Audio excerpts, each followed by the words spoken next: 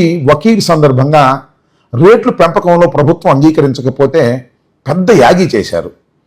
ఏమండి దిల్రాజు గారు, నాతో ఎందుకండి సినిమా తీశారు, ఎందుకు మమ్మల్ని ఇబ్బంది పెడతారు, మీరు రెడ్లే కదా, వెళ్ళి జగన్మోహన్ రెడ్డి గారితో మాట్లాడుకొని ఎందుకయ్యా మమ్మల్ని ఇబ్బంది పెడతారు సినిమా పరిశ్రమ మీద అనేటువంటి మాటలు మాట్లాడారు.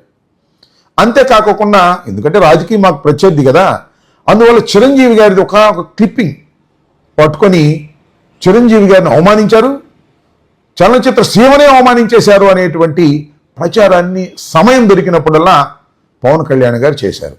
జరిగింది ఏమిటి అసలు? చిరంజీవి గారు సినిమా పెద్దలతో పాటుగా వెళ్ళారు, వారితో పాటు కూర్చున్నారు, చర్చలు జరిపారు. చర్చలు జరిపినప్పుడు రెండు చేతులు ఎత్తి నమస్కరిస్తూ మీరు పరిశ్రమకు తండ్రి లాంటి వారు, మీ సహాయం మాకు కావాలి అనే మాట మాట్లాడారు. దీనిలో వైఎస్ జగన్మోహన్ రెడ్డి గారు తప్పేమిటి నేను అడుగుతా ఉన్నా. అతి మంచితనమైనటువంటి చిరంజీవి గారిది. చిరంజీవి గారు చిన్నపిల్లలైనా పెద్దవారినైనా చాలా గౌరవంగా మాట్లాడేటటువంటి మనస్తత్వం కలిగినటువంటి వ్యక్తి. ఆయన రెండు చేతులు జోడించి, మీరు ముఖ్యమంత్రిగా ఉన్నారు, వయసులో చిన్నవారైనా సినిమా పరిశ్రమకు పెద్దలు, మీరు రాష్ట్రానికే పెద్దలు, తండ్రి లాంటి వారు, కాబట్టి సినిమా పరిశ్రమను ముందుకు తీసుకువెళ్ళడం కోసం మీ సహాయం కావాలి అని రెండు చేతులు ఎత్తి అర్థించినటువంటి అంశాన్ని పదే పదే పదే ట్రోల్ చేసి పవన్ కళ్యాణ్ గారు అనేక సందర్భాల్లో జగన్మోహన్ రెడ్డి గారి మీద కక్ష పెరిగే విధంగా ప్రవర్తన చేశారు. ఇది ధర్మమేనా అని అడుగుతా ఉన్నా. ఈ విషయాలన్నీ నేను చెప్తున్నాను అంటే దేనికో మీకు తెలుసు. ఇవాళ తెలంగాణలో జరుగుతున్నటువంటి అంశాలు, చలనచిత్ర రంగానికి సంబంధించినటువంటి ప్రముఖ హీరోని, అందులోనూ ప్రపంచ ప్రఖ్యాతి తీసుకొచ్చినటువంటి నటుణ్ణి ఇవాళ కేసు పేరుతో హింసిస్తున్నారు. కేసు పేరుతో ఆయన మీద కక్ష తీర్చుకుంటున్నారు.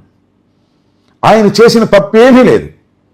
రేవతి మరణానికి ఆయన నైతిక బాధ్యతే తప్ప చట్టపరమైన బాధ్యత వహించవలసినటువంటి అవసరమే లేదు. అది purely an accident, no intention, no negligence. అలాంటి వ్యక్తిని పట్టుకొని ఇవాళ ఎంక్వైరీ పేరుతోనూ, కేసుల పేరుతోనూ, తెలంగాణ వాదం పేరుతోనూ ఆయన్ని హింసిస్తున్నప్పుడు ఏం చేయాలి? ఎవరు మాట్లాడకూడదా? ఒక అంశం. రెండో అంశం, తెలుగు సినిమాకు సంబంధించిన వారందరూ వెళ్ళి రేవంత్ రెడ్డి గారితో సమావేశమయ్యారు, అనేక విషయాలు మాట్లాడారు, బయటకు వచ్చారు. వీరే మాట్లాడారు తప్ప ఆయన మాట్లాడేది రేవంత్ రెడ్డి గారు. కానీ జగన్మోహన్ రెడ్డి గారు పబ్లిక్గా మాట్లాడారు, చలనచిత్ర సీమ గురించి మీరు రండి, హైదరాబాద్ నుంచి రండి, విశాఖపట్నంలో మీకు స్థలాలు కావాల్సి ఇస్తాను, విశాఖపట్నంలో స్టూడియోలు కట్టుకుంటానంటే ఇస్తాను, మీకు అన్ని విధాలా ప్రోత్సహిస్తాను, పెద్ద సినిమాలను పెద్ద సినిమాలుగా చూద్దాం, చిన్న సినిమాలను చిన్న సినిమాలుగా చూద్దాం, 100 కోట్లు మించినటువంటి పెద్ద సినిమాలకు ప్రత్యేకమైనటువంటి రాయితీలు కల్పించే విధంగా నేను ఆలోచన చేస్తానని స్పష్టంగా మీడియా ముఖంగా చెప్పినటువంటి సందర్భాన్ని మనం మీడియాలో చూసాం. కానీ ఇక రేవంత్ రెడ్డి గారు బయటకు వచ్చి చెప్పినటువంటి సందర్భమే లేదు. అందరూ వచ్చారు, అదే సామెత చెప్పినట్టుగా ప్రపంచ వ్యాపితంగా తెలుగువారు గొప్పగా ఉండాలంటే ప్రపంచ స్థాయికి హైదరాబాద్ను తీసుకువెళ్తాం, ఇక్కడే హబ్ని క్రియేట్ చేస్తామనే మాటలు మాట్లాడి తప్పుకుని పోయినటువంటి సందర్భం. నేను అడుగుతా ఉన్నా, ఈ సందర్భంలో ఒక హీరో, తెలుగు హీరో, ప్రఖ్యాత హీరో, డిప్యూటీ సీఎంగా ఉండి హైదరాబాద్లో తెలుగు పరిశ్రమకు జరుగుతున్నటువంటి ఈ అన్యాయాన్ని ఎందుకు ప్రశ్నించడం లేదు? ఎందుకు మౌనంగా ఉన్నారు? ప్రతి విషయంలోనూ మౌనాన్ని వీడి విమర్శించేటటువంటి వ్యక్తి, సామాజిక స్పృహ కావాలని మాట్లాడేటటువంటి వ్యక్తి, సమాజం కోసం నేను ప్రాణాలు సైతం త్యాగం చేస్తానని ప్రగల్భాలు పలికేటటువంటి వ్యక్తి, ఆ రోజున చిరంజీవి గారికి చిన్న అవమానం జరిగినట్టుగా చిత్రీకరించి జగన్మోహన్ రెడ్డి గారి మీద నిప్పులు చెరిగినటువంటి వ్యక్తి, సినిమా పరిశ్రమ అంతా కూడా జగన్మోహన్ రెడ్డి గారికి వ్యతిరేకమని ప్రచారం చేసినటువంటి వ్యక్తి. ఒక్క పవన్ కళ్యాణ్ గారు మాట్లాడేటప్పుడు ఎవరు మాట్లాడాల గుర్తుపెట్టుకోండి. అలాంటి వ్యక్తి ఈ రోజున ఒక హీరోని అరెస్ట్ చేసి హీరోని వేధిస్తుంటే, తెలంగాణ వాదాన్ని తీసుకొచ్చి రుద్దుతూ ఉంటే ఎందుకు మౌనంగా ఉన్నారు?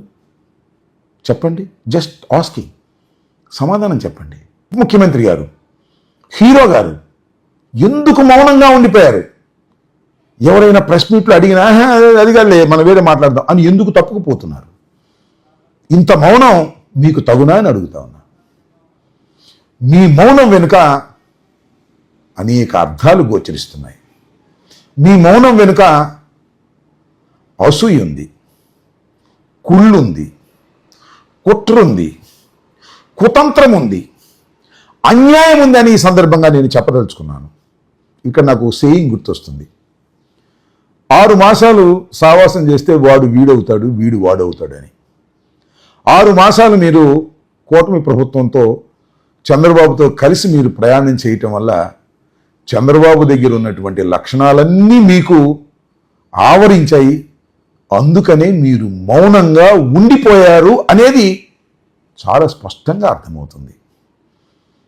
పవన్ కళ్యాణ్ గారు ఇప్పుడు ఏ విషయాన్నైనా బహిరంగంగా మాట్లాడే మీరు మౌనంగా ఉండిపోయారు అంటే ఈ మౌనం చాలా ఖరీదైనది.